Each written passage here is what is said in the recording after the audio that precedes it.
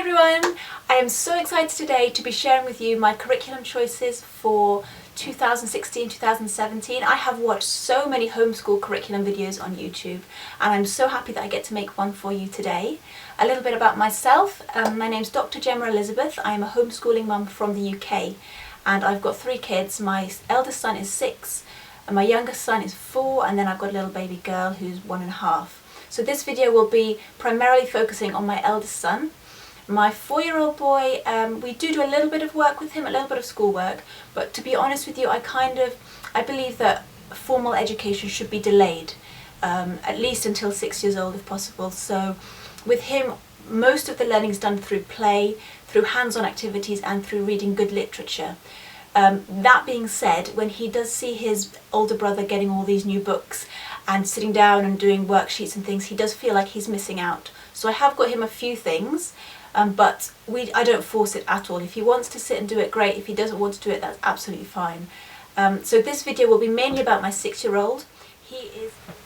So my 6-year-old is in year 2 in the UK, which is equivalent to 1st grade in the US.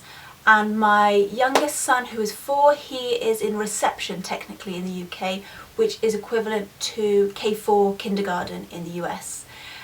So I'm really excited to get started and share with you some of our curriculum choices for 2016-2017.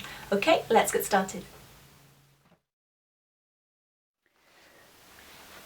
So we do not follow the national curriculum strictly in our home. It wasn't an intentional thing, that's the way it's evolved. I enjoy the freedom that home education gives, and I'm quite confident in formulating my own curriculum, although I do keep a loose eye on it. I refer to it every now and again just to check we're not missing anything.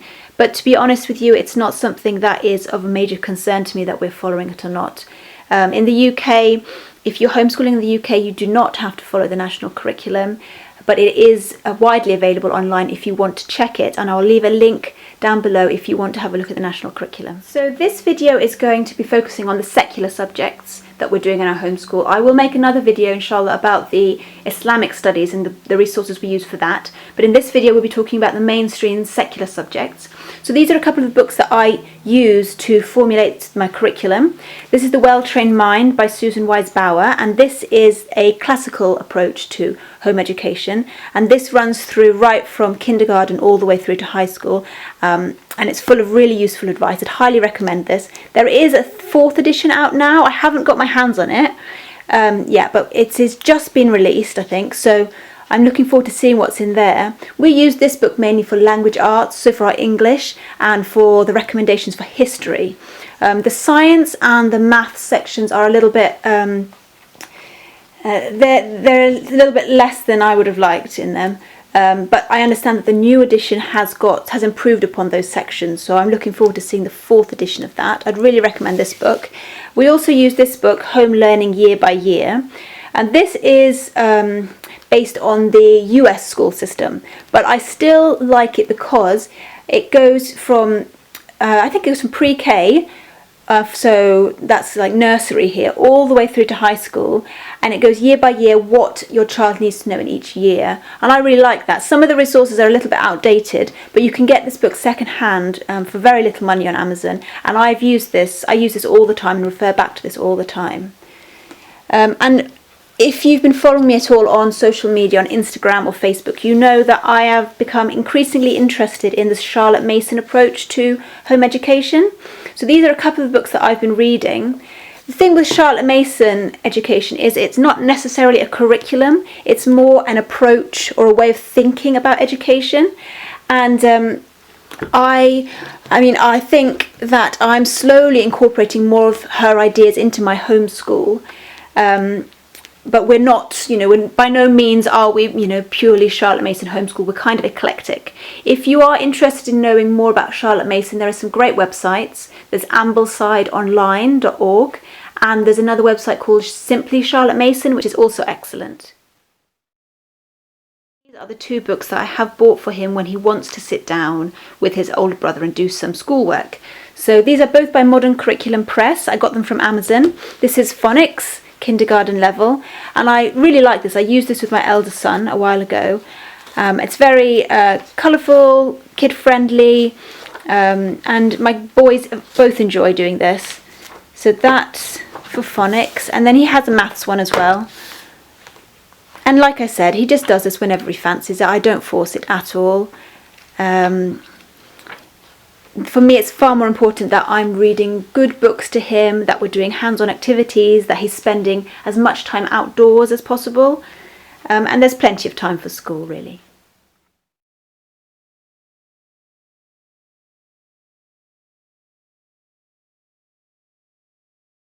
So if we start with maths, because I think maths is one of those subjects that people often struggle with when they're picking a curriculum, usually because they're so expensive and it's a big decision to invest that kind of money. So we are carrying on with Saxon Math 3. We started this last year. We've got about a fifth of it left. So technically this is 3rd grade. And inside it's got a teacher's manual and student books and a meeting book. And I would just say that you really do need to get this teacher's manual. It's the most expensive part, but it's kind of crucial to this curriculum. So don't try and save money and skip it out. You really do need it for Saxon Math. And like I say, I'm not sure. It was really quite a big investment, and I'm not sure if we're going to carry on to the next book along in the series when we finish this one. I've kind of got mixed feelings about it. Some days we loved it and some days we hated it. So I don't know what we're going to do when we finish this, but I will probably make a video reviewing this and let you know what we decide. We're also looking at, we've also started Ray's arithmetic. Basically we had a really long summer break, and my son kind of he's forgotten a lot of his multiplication tables and a lot of his math drills, those kind of things. So this is a great curriculum for mental arithmetic. It's really old, it's very old school. It's written about 100 years ago, I think. And it's a lot of word problems, and so we're going to be working through that just for a little while, and then we'll go back to Saxon Math. And also we just have loads of other workbooks just to supplement our curriculum, just for a bit of change. Also, if we feel like we need to practice anything a little bit extra, we've got loads of other workbooks. Curriculum for literacy, which is what's also called language arts in America. And we're basically using the recommendations in The Well-Trained Mind by Susan Wise-Bauer and just adjusting it accordingly to how I feel would best suit my son. We're also taking a little bit of inspiration from the Charlotte Mason method, which I'll talk about a bit later. So this is what we're using for grammar, First Language Lessons by Jessie Wise. And this goes through all sorts of rules of grammar and narration, and it's a good introduction to the subject for young kids. There's a lot of repetition, and to be honest, I just skip over it if it's getting too repetitive. We just move on to the next lesson. And for spelling, we're using this spelling workout. We already started this one last year, so we've just got like a little bit left to do at the end. And I really like these books. They teach spelling without lots of unnecessary lists, I think. They put the words in context, and it works really well for my son. And he enjoys it. He looks forward to the lesson. It takes only about 10 minutes for the lesson. So we do the lesson, and then the next time we're supposed to be doing spelling the next day, then I'll just test him on those words and to check he can spell them. But yeah, we're enjoying that. So once we finish workout B, spelling workout B, we're going to move on to C. I did buy the teacher's book to go along with C, and to be honest with you, I would say you can do without it. If you're tight on money, you don't really need to buy the teacher's manual to go along with it. You can just buy the workbook, and so that's a very similar thing. And if you're not sure what level spelling book to get, I'll try and leave a link down below so you can see the contents inside and see which one would best suit your son or daughter. Reading poetry in our curriculum. These are some of the books that we're using.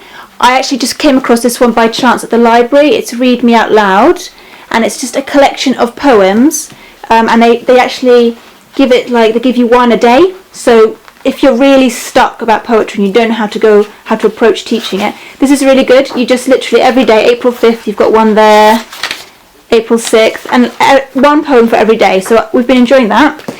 This is a classic, Robert Louis Stevenson, A Child's Garden of Verses. Beautiful illustrations in this edition.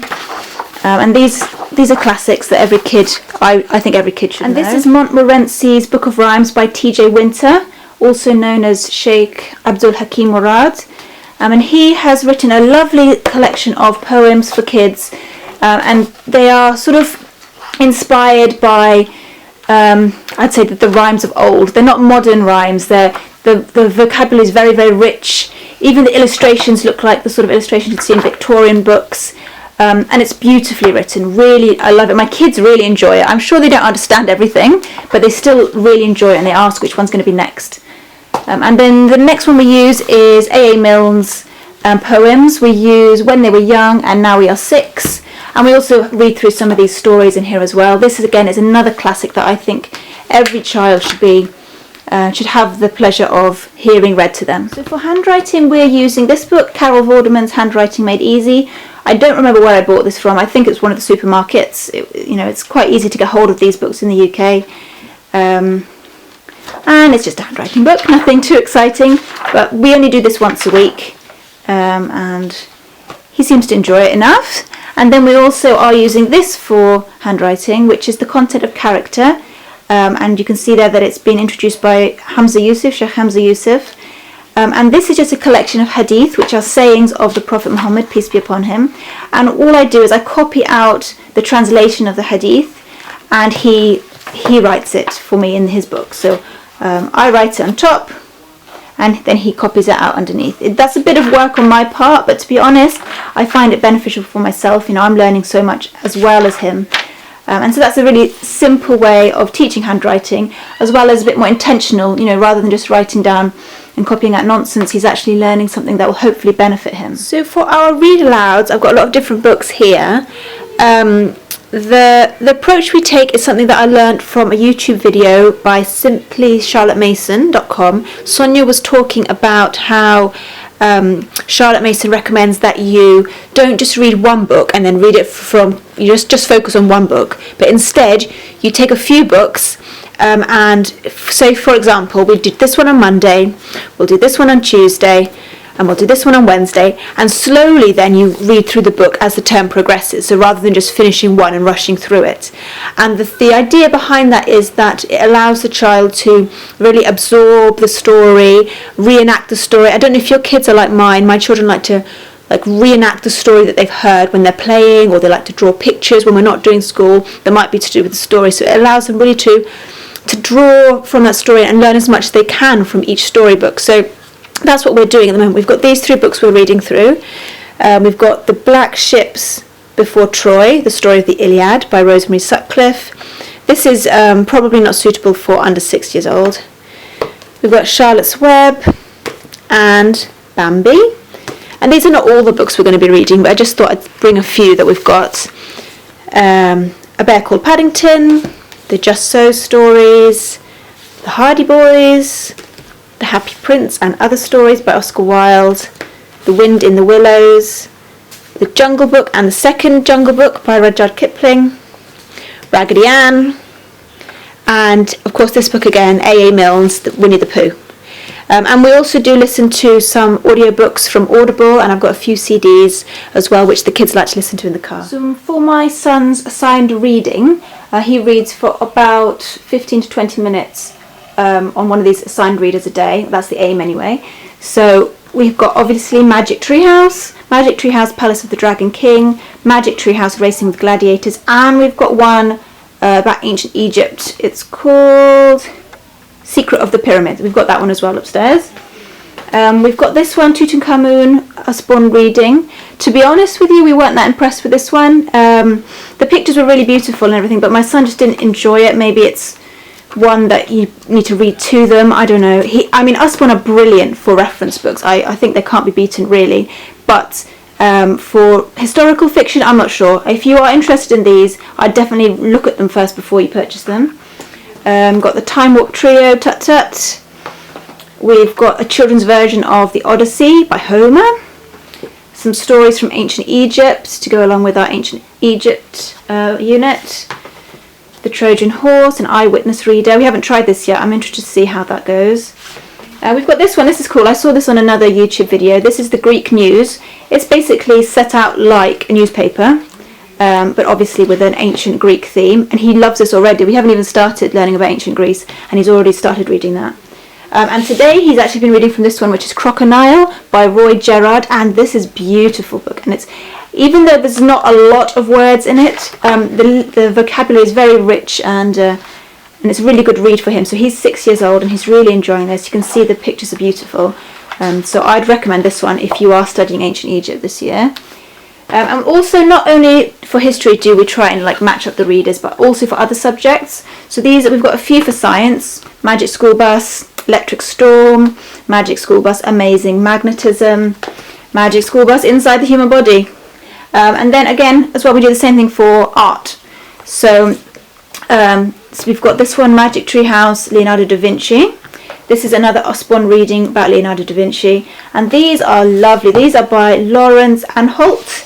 And these are picture books about famous artists. We've got one for Leonardo, one for Cézanne, one for Van Gogh. And the illustrations are beautiful, but the story's really touching. And I read these aloud to the kids, or they read them to me. I don't mind either way, but I'd really recommend them. They're lovely. Most homeschoolers, we've got Beatrix Potter. This collection of books actually retails for about £140, but I managed to find a deal because, as you can see, the box is damaged. I only paid about £30 for this on Amazon, so it is worth looking around for a deal. And the books are completely brand new inside. So with this collection of books, they kind of vary with difficulty, with the level of reading. So some of them I would read to my kids, and some of them they would read to me.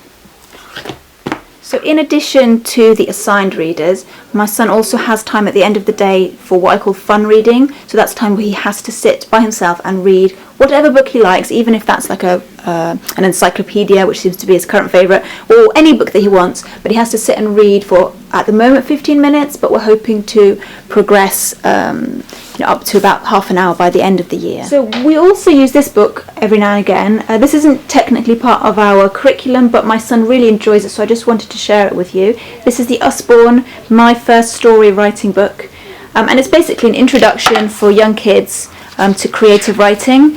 And my son this is not his strong subject, so this book has been really good for him. Makes it fun. It's not stressful anymore for him to write creatively. So if your child is like that, or they just enjoy writing stories, this would be a really good one for you. So for history, we are using The Story of the World by Susan Wise Bauer, and we are really enjoying it. I really recommend this. There is some controversy about this series of books, particularly with regards to the way she portrays Prophet Muhammad, peace be upon him. That doesn't come though until the second book along, I believe. And so this is the storybook. You buy this and you buy the activity book separately. And the stories are really well written, they're entertaining, and the kids are enjoying them and they listen attentively to those. And then this is the activity book, and in here you have questions that you ask them after you've read the story, narration exercises, and then there are suggested reading, corresponding literature suggestions if you want to read more about the topic, and then there's map work in the back and colouring pages often, and then suggestions for different projects. And to be honest, the project suggestions are so good. I want to do them all. I wish we had time to do them all. They're so good. The kids have really enjoyed them. So here we got some of the maps, colouring pages. So it's been really good. I really enjoy that. And so to go along with that, we have got so many other books that I've purchased, or I've got second-hand, or I've got from the library, encyclopedias, reference books, and read-alongs, and all other kinds of books. I'll probably have to do another video to go through all of our history books because there's just so many. And because I love ancient history so much, I've got a few extra bits and pieces. These are by no means essential at all, but because I enjoy it, I wanted to get something extra. So this book we use a lot. I really like this. This is the Usborne Ancient Egypt sticker book, and it is what it says. It's a sticker book about ancient Egypt. So say we cover the geography of the Nile, then that lesson we will find the relevant page and stick the stickers on. Kids really enjoy that. It's a really nice way, especially for young kids who are not confident with drawing. That's a great resource to have. This is a colouring book by Usborne as well. I should be an Usborne rep. I'm always using Usborne books. But yeah, this is a great one as well to go along. So if I'm reading them a story about ancient Egypt, they can colour that in. And I've got 2 kits here as well. The Egyptian painting kit, where the kids get to draw on papyrus, get to paint the papyrus, which is really nice. And it comes with a nice poster about the hieroglyphs. And this one, we haven't done this yet. This is an archaeology kit about of an Egyptian mummy. So that will be interesting. I'm sure the boys will love that. We'll probably, you know, if the budget allows, we'll probably be buying more kits as I go along, and I will, you know, if you follow me on Instagram or Facebook, I will keep you posted on what we get. With our history, we've made a book of centuries, which is again another Charlotte Mason idea. Basically, it's like a timeline with 1 page, well, 2 pages actually, for each century. And what your child then does is they find an image, which you can find online. If you Google timeline figures, you can find, and then they just stick that at the appropriate page. And this is a great way to put history in context rather than learning in isolation. It puts it in the context of time.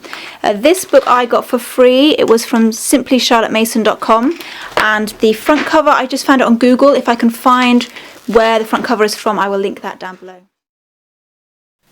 This year for science, I've actually split this subject with my husband, and he's going to be taking the human body, and I'm going to be taking magnetism, electricity, the atomic structure and things like that. So some of these books will cover his subjects and some will cover mine. So this book is by Wells of Knowledge Science Series, and this is excellent. This is What's Smaller Than a Pygmy Shrew, and it teaches kids about the atomic structure basically, but in a very child-friendly way. So this was great. And a similar kind of book are these Let's Read and Find Out Science series. So Switch On, Switch Off is about electricity, what makes a magnet. And these books are great because not only do they teach kids about the topic in a way the child would understand, but they've also got experiments inside. Very simple experiments, but perfect for that age range. And then we've got this one about germs. Germs make me sick. And this is by Let's Read and Find Out. Is that the name? Yeah, Let's Read and Find Out Science. In addition to these, we've got quite a few encyclopedias that we've bought. This one is great. This is by Usborne Science Encyclopedia. It's probably meant for slightly older kids, but I think, you know, it's got a bit of longevity and we can use it later on. So either I will read out of this, or my husband will read out of this, or we'll make a lesson around this using this encyclopedia. But the best bit is these QR links. If you're like me and you have no idea what that meant, basically a QR link is something that looks like this. And you download the app on your phone and you scan that, and it will take you to a video or a website that talks about the same subject. So it's basically a lesson plan for you, which is brilliant. So say we were reading about this, we'd read through this. If there was an experiment, we'd do the experiment, and then we just scan this on our iPad, and it will take us to a YouTube video that explains the same thing. So it's brilliant. I love that. There's 1,000 internet links, which are basically websites as well, which they link in there. If I talk about this one first, this is by DK, a similar thing, Science Encyclopedia. This is probably a bit more suitable to primary school kids, but this is really good. Really would recommend this as well. DK reference books are excellent. And this is Berenstain Bears Science Fair. This is basically a comic, but about science. This is a very old book, but I found it in really good condition. I think I probably got it on Amazon. Yeah, looks like it. But that's a fun way for kids to learn about science, something that he can read by himself. This is great. This is an Usborne flap book, See Inside Your Body, and this is great. This is so much fun. So all these little things with facts, and it shows you so many things. So it's very colourful, and I recommend that one too. And then we've got this one, Everybody Has a Body. We had this last year, and it is a book of experiments, essentially. It doesn't teach your child, it doesn't have the information really, but it's got loads of ideas for different experiments that you can do about the human body for children aged 3 to 6. And then we just picked up loads of books from the library, just anything that I could find on the topic really. And I don't know how much we're going to use these, if we're going to get around to using them or not. But it's nice to have a bit of variety if I get stuck on how to explain something, or I need some different images. It's good to have a few around. We'll probably go and swap them over for different things later on as well in the year. To go along with our science, I try and find kits kits. These science kits are quite easy to find on Amazon. This one is magnetic science. I'm looking at getting one about electricity. They are quite pricey, so it is worth looking around. That's why I haven't bought all the ones that we need right now. I'm just going to, buy it when the budget allows it, but they're really good. This is by Thames and Cosmos. We did one about space last year, and that was excellent, which is why I bought this one this year, and so far it's been really good. A good addition to homeschool. We spend some time doing nature, looking at nature, which is again something that is recommended by Charlotte Mason approach to homeschooling. And that basically, what that involves is we go out on a specific time and we look at nature one afternoon a week or something like that, and we try and focus on something that we see when we're out and about. It's not forced. If we see something that the kids are interested in, we will come home and read about it. If we don't, that's fine. The main thing is that the kids are outdoors, really absorbing the wonders of nature. So we've got a whole variety of things. These are great. These are Osborne's Spotter's Guides. I've got the birds one, trees, woodland life, bugs and insects, and weather. And these are brilliant. I really recommend them. And obviously they are made for British nature and British wildlife. So if you're in the UK, they're a great one. We've also got some more by Usborne. These are the Usborne Beginners. And these, rather than being Spotter's Guide, they tell you more about the animals and their life cycle and things like that. Last year we raised some butterflies, raised some caterpillars and some butterflies at home. So this was great for that. We've got the seashore one and the weather again. For our sort of projects and ideas about what we're going to look at each week, this has been really good. This is like a vintage book. It's called Looking at Nature by Elsie Proctor, and I love it. I love the illustrations. It's really made for young kids, and it talks about the seasons, and it gives you ideas of activities you can do, as well as giving you information about the wildlife itself. So it's got an experiment there, looking at the movement of animals, and as you go through it, the beginning of the book is for very young kids, and as you move through it, it moves on to sort of for older children, looking more at biology, I suppose. So this is a fantastic book. If you can find this, I would really recommend this. Out of all the books, this is probably my favourite for nature study. So that's Looking at Nature by Elsie Proctor. This is another book we use. This is the Burgess Bird Book. This is actually a collection of stories about birds. And that's something nice, if we spot a robin or we spot something out and about when we're in the woods, we come home and we try and find the corresponding story and read that later on over lunch. This is just more for inspiration. This is A Country Diary of an Edwardian Lady, and this is a beautiful book. This is basically a replication of a diary that a woman made herself, where she sketched lots of pictures of nature and she spoke about them. It's got lots of poetry to do with nature in there as well, so that's lovely. We've got this, the Handbook of Nature Study. To be honest, we don't use this that much because I prefer the other one that I showed you by Elsie Proctor, but this is a great one as well. It's got lesson plans and things for nature study, and this is based more on the wildlife that you find in the USA. And then we've got this book, which has been much loved. As you can see, it's lost its front cover, but this is the British Birds Handbook, and this is great because it's got little note sections, so the kids have to tick it off and write what they saw, maybe put a picture in there. It did have lots of stickers that went with it, but they've been used up, as you can see. But this is a good book, really nice. That's the British Bird Handbook. And then we've just got a few other random things. Food for Free, that's great if you want your children to learn about foraging. It's a nice pocket book that you can take out with you. As you can see, it's been with us on a few trips. And it just tells you what foods you can eat and what foods you can't eat if you find things out in the wild growing. This we picked up from the library, first book of the seashore. And again, this is for small kids, but this nice sort of spotter's guide if you're going to the beach. A little book of Outside in All Weathers, and this is a book about things that you can do with your kids when it's windy outside or raining, and this is really for the I'd say under 4s. This is for early years. And then we just picked up a few things from Aldi, I think it was, for 99p. Can't go wrong. Incredible Insects and Birds. And so for nature study, if my children find something that they like when we're out and about, they might sketch it when we're there, or we'll come home and sketch it either from memory or from a photo, or we'll just read about it. It's a very natural, unforced way of learning, and my kids really enjoy it, and so do I. These are some of the books for our art curriculum. We are inspired by the Charlotte Mason method of picture study. So what we do is the kids get a picture, a painting each, and they have to look at that painting for a certain number of minutes until they feel they've memorized the painting. So, for example, if they were going to look at this painting here, this is obviously by Monet, so they would look at that painting and they would try and remember the colours that are used, what's in the picture, what's at the front, what's at the back, if there are any people or animals, what they are doing. And also just how the painting makes them feel, also what the weather is like, all of those things I want them to think about. And then when they've done that, when everyone's finished, because I do it as a group with another homeschooling family, they just turn their card over or close their book, and then they have to narrate to me, they have to tell me what the painting was about. And that really helps them to focus on the painting and try and absorb it. And then throughout the week we just have these up on our whiteboard for the kids to see, so long as it's not got any people or animals in it. We have it up on our whiteboard. And then these cards are great. We use these are by Osborne, famous paintings, and they've been really useful.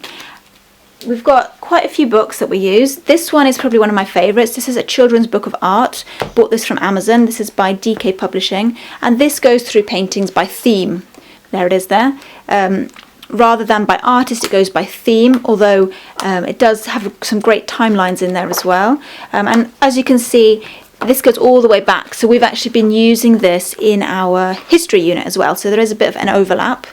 This book I actually found in the library, which is a great find. This is one of my children's favourites. This is Lives of the Great Artists. So what we are doing is we are taking an artist every 2 or 3 weeks and just focusing on that artist for that period of time. And so every week we'll take a new painting. So what we've been doing is this term we're looking at Leonardo da Vinci, we're looking at Vincent van Gogh and Paul Cézanne. And so these books have been really useful. We are at the moment excluding any paintings that have sort of religious connotations, just to avoid any confusion, really. This book is great. I got this, I think I saw this on a YouTube video, or maybe it was a blog, I don't remember. But basically this is a whole collection of colouring pages that are basically replicating the famous painting. So that's obviously the Mona Lisa. We used that one already, and so I just photocopy this and use this if we need it. And we use this book as well, the Osborne Book of Famous Artists and the Osborne Children's Book of Art. And I actually used this one to kind of decide which artists we were going to study this year.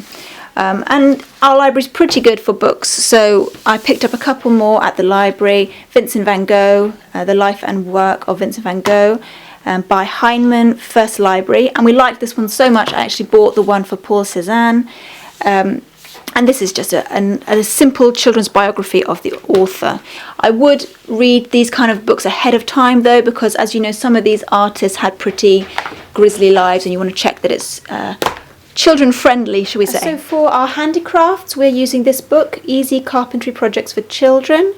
And we also do, as well as woodwork, we're doing sewing. It depends on what the weather's like. So we're trying to do one project either from here or sewing once a month.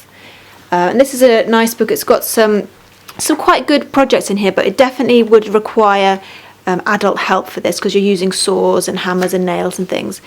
But that's a nice book. And for sewing, we've got our own sewing machine, and we just kind of use Pinterest and things to find projects for the kids.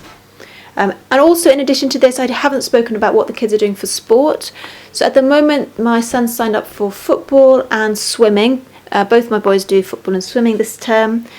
And just it depends what the season is and what's going on at the moment in our area. So those those were our homeschool curriculum choices for this year. I hope you found this useful and you got some ideas for things you can use with your children. If you've got any questions, please feel free to leave them for me down below and I will try and answer them as best that I can. Also, if you want any more videos made about any of the curriculum that I've mentioned, if you want a more in-depth review, please let me know as well in the comments. And if you have made a video yourself about homeschool curriculum choices, I'd love to hear about it, so please let me know in the comments. So thank you so much for watching. Please give this video a thumbs up and subscribe to this channel. Until the next video, bye.